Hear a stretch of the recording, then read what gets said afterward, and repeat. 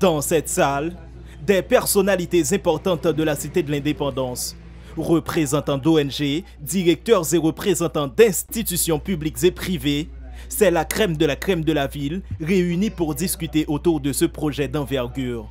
Au Gonaïve, seulement 20% de la population bénéficie le service de la DINEPA.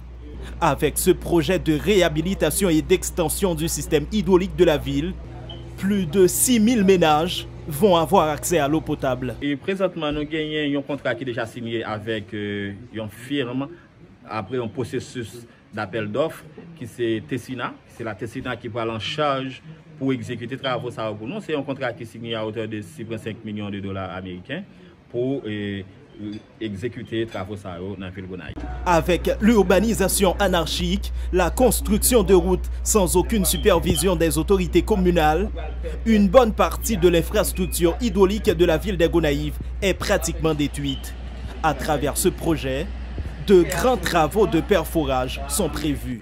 Donc en général, nous avons environ 90 km de tuyaux qui vont le poser, de diamètre différent. Nous avons 90 km. Nous parlons de 90 000 mètres linéaires de tuyaux qui peuvent poser dans le cadre du projet. Et déjà, c'est un projet qui peut renforcer la capacité de production.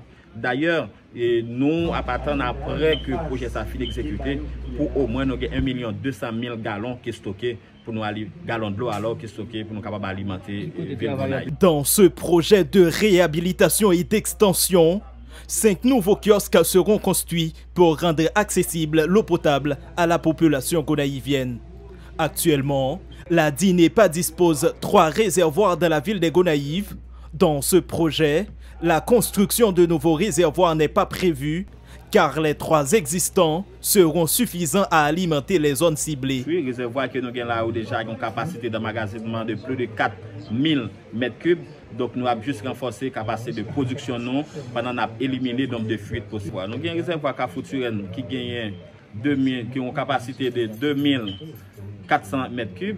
Nous avons aussi un réservoir Pont Baudin qui a une capacité d'environ 1000 m3. Et encore nous avons un réservoir Bonne Blanche là, qui a une capacité de 600 m3 qui est déjà prépositionné pour alimenter la ville. Dans un pays où les habitants sont venus et construisent à leur guise avant l'arrivée des infrastructures de base, ce projet de réhabilitation du système hydraulique de la ville de Gonaïve ne sera pas sans conséquences. Certainement, il y aurait des démolitions pour faciliter le passage des tuyaux et le placement de certains sites. C'était justement le bien fondé de cette séance de consultation publique afin de mettre tous les acteurs au courant des impacts positifs et négatifs du projet. Il y a une intervention qui a faite dans une ville qui est déjà urbanisée, telle la ville de Gonaïve.